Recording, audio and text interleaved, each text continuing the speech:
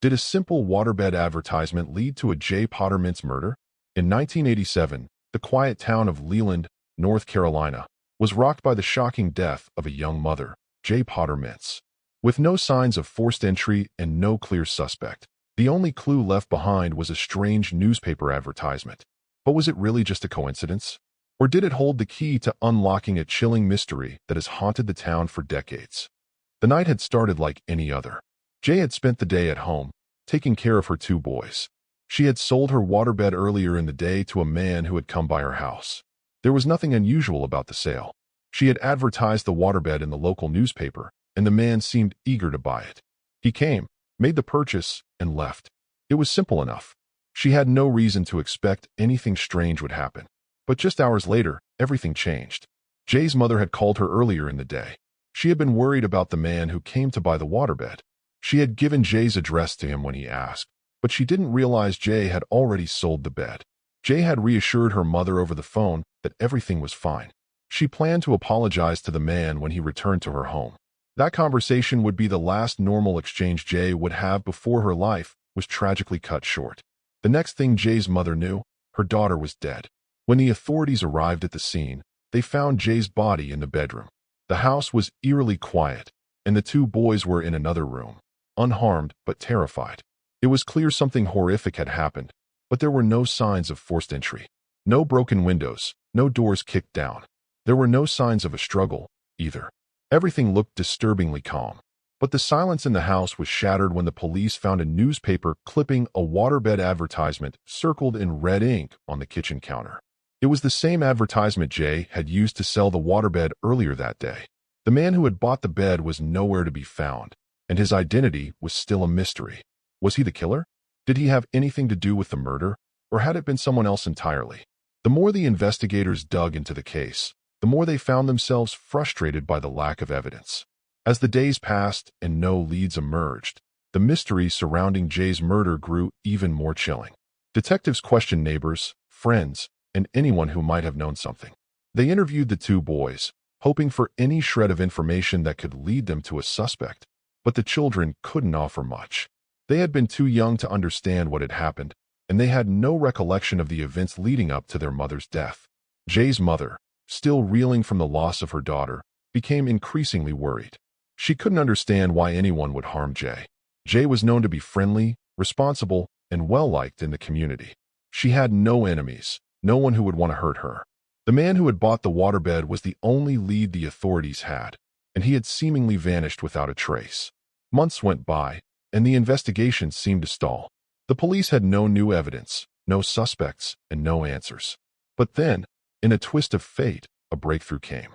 One evening, just when it seemed like the case would never be solved, a call came into the police station. It was from a man who claimed to have known Jaye and who had information about the waterbed advertisement. This man, who identified himself as a friend of Jaye's, said he had seen the man who had bought the waterbed the day of the murder. He told the police that the man was acting strangely and seemed nervous. The police were hopeful. They now had a name, a face, and a potential lead. They tracked down the man, who turned out to be a drifter passing through town. He had no criminal record, and his alibi checked out. He claimed he had no idea who Jaye was, and he certainly didn't murder her. The case seemed to take another frustrating turn as the man's story appeared to be truthful, and no evidence linked him to the crime.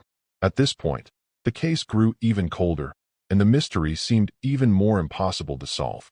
The waterbed advertisement, once thought to be a crucial clue, now seemed like nothing more than a coincidence. The investigation continued, but the answers were still out of reach. But then, just when it seemed like the case would be forgotten entirely, a twist occurred. A local woman came forward with new information. She claimed that she had seen a man matching the description of the waterbed buyer in the area around the time of the murder. She said he had been acting strangely, wandering around the neighborhood as if he were looking for something. The authorities took this new tip seriously. They began to re-examine the case, looking at it from a different perspective. The man who had bought the waterbed suddenly became the prime suspect again. Investigators discovered that he had been in and out of the area before, and they began to believe he might have been stalking Jaye, possibly even before the waterbed sale.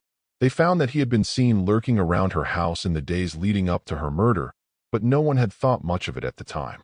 As they followed this new lead, the detectives discovered something even more chilling. The man had been involved in a series of petty crimes, including theft and harassment. He had a history of strange behavior, but there was no concrete evidence to tie him to Jaye's murder. Despite their best efforts, the investigation into the man seemed to lead nowhere. The more they dug, the more questions arose, but no answers were found. One afternoon, almost a year after Jaye's murder, a man named Larry Stevens reached out to the police. He was a local man, someone who hadn't been involved with the case before but claimed to have relevant information. He had heard rumors around town, whispers of something that didn't sit right with him. According to Stevens, a few days before Jaye's death, he had seen a strange man walking up and down the street in front of her house.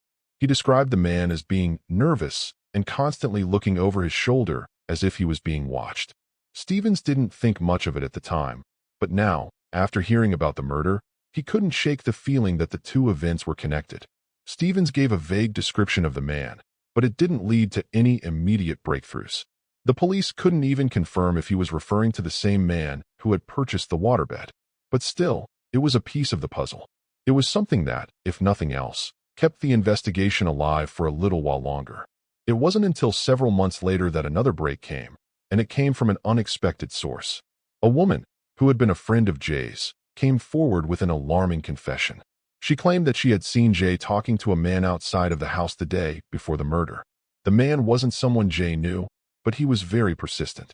According to the woman, Jaye had seemed uncomfortable during their brief interaction, and she even made an excuse to leave when the man wouldn't stop asking about the waterbed. The police now had a new suspect in mind, someone who had been in contact with Jaye just days before her death. But the more they investigated, the more they uncovered. The man, who had been so persistent with Jaye, turned out to be a drifter with a criminal past. He had been seen in town several times, often asking around for work or a place to stay. His name, however, remained elusive, and no one seemed to know where he had gone after Jaye's murder. Detectives traced his steps back to nearby towns, but each lead came up dry. The man seemed to have vanished into thin air. But the more they dug, the more they began to believe that he might have been involved in the murder, if not the one responsible for it. Then came an unsettling discovery. The police found out that the man had actually been seen leaving the area shortly after Jaye's death, but this time, he wasn't alone. He had been spotted with another man, someone who had a history of violence and was wanted for a string of other unsolved crimes across the state. This new suspect, identified as Jacob Harris, had a criminal record that spanned several years, including charges of assault and robbery. As detectives began to piece together the relationship between the two men, they uncovered a chilling pattern. Harris had been known to target women, often under the guise of offering help or assistance. In several cases, women had reported him as suspicious but hadn't been able to provide enough evidence to lead to an arrest. The police believed that it was possible that this man, Harris, could have been working with the waterbed buyer, using the distraction to lure Jaye into a trap. But as the investigation deepened, it became clear that there were still too many unanswered questions. Why hadn't Jaye's mother or anyone else in the neighborhood noticed anything strange the day of the murder? Why had there been no signs of forced entry into the home? Why did the man with the waterbed seem so calm and collected in the aftermath? Then, another disturbing clue was uncovered. Police found that the man who bought the waterbed had a history of mental health issues. He had been treated for violent tendencies in the past, and some reports suggested that he had been obsessed with the idea of women submitting to him. This, combined with the information about his strange behavior, made it seem likely that he was indeed the one who had murdered Jaye. But despite all the evidence, there was still no direct connection that could link him to the crime. The only thing that remained was the memory of the last conversation Jaye had with her mother and the strange waterbed advertisement that had been found at the scene. Every lead seemed to circle back to that one advertisement, an innocuous ad that no one could explain, but one that had been marked for a reason. Months passed without any further developments, and the case began to fade from the headlines. Yet, for the family and the town, the mystery of Jaye's death still lingered in the background, a haunting reminder that some answers may never come. But just when it seemed like the case would be forgotten forever, a new lead surfaced. A former associate of the waterbed buyer came forward with a disturbing confession. This man, who had once worked with the waterbed buyer in a nearby town, claimed that the buyer had confided in him several weeks before the murder. According to the associate, the buyer had been planning something big. He had mentioned a woman who would be the perfect target, but the associate had thought nothing of it at the time. The associate's statement reignited the investigation, and once again, police began to re-examine every detail of the case. They questioned the associate and scoured his background, looking for any evidence that could finally tie him to Jaye's death. But despite the renewed efforts, the man remained elusive. There was no way to tie him directly to the crime. Even after all these years, the chilling question lingers. Who was that man? Was he the same person who'd bought the waterbed? Was he simply a victim of circumstances? Or was he the cold-blooded killer who robbed a family of their mother, their wife, their friend? The town has its suspicions, the investigators have their theories, but the evidence remains maddeningly scarce. In 2020, nearly 3 decades after the murder, an investigator with the North Carolina State Bureau of Investigation decided to take a fresh look at the case. Something about it never sat right with him. The unsolved murder of Jaye Potter Mintz had never been just another file to him. And so, with access to new forensic technologies, he revisited the physical evidence, re-examined witness statements, and dug deeper into the history of those involved. Forensics have come a long way since 1987, and with DNA analysis, investigators were able to focus on a new potential lead, a trace of blood found in an area of the house that hadn't been properly examined the first time around. It was small, barely noticeable at the time, but with modern technology, it was enough to take a deeper dive into the blood sample. They matched it to the waterbed buyer's DNA, but there was still more to be done. With this new evidence, they were able to piece together a much more intricate timeline, one that could finally lead them to the man who had been behind the waterbed and the tragedy. With that, the investigation into Jaye's murder reawakened. Investigators found themselves going back through witness statements, revisiting the theory that the waterbed buyer was a central figure in her death. His disappearance from town shortly after the murder only added to the mystery. Was he involved in the death? Was he a witness? Or was he another victim? With each new discovery, the case seemed to take on a life of its own, bringing with it new layers of complexity. As the investigation continued, detectives followed the leads they had gathered to trace the buyer's movements after he left Leland. They found that he had been involved in several odd criminal activities after Jaye's death. None of them connected to the murder directly, but they raised more red flags about the nature of the man they were dealing with. But despite these leads, they still couldn't bring him to trial. He had disappeared without a trace, much like he had done after purchasing the waterbed. At the same time, law enforcement began reaching out to people who had known the man before the murder. What had they known about him? What did they remember? Slowly, pieces of the puzzle started to emerge. Friends described him as a loner, someone who was often strange and secretive.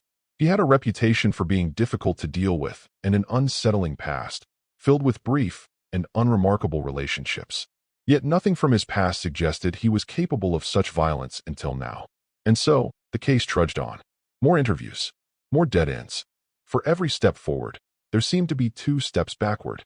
But for the family, the renewed efforts brought a new sense of hope.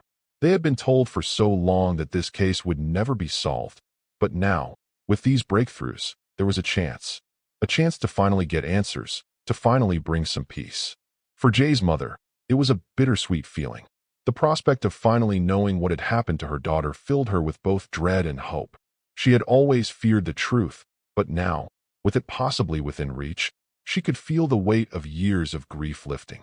She wanted closure, but how would she handle it when that truth finally emerged? What if it was worse than she ever imagined? The community, too, was unsure of how to feel. A case that had once been dismissed as just another unsolved tragedy was now thrust back into the public eye. People began to pay attention again as new details and theories emerged from investigators and the media. The residents of Leland, once divided by the uncertainty surrounding the case, were now united in their desire to see justice done.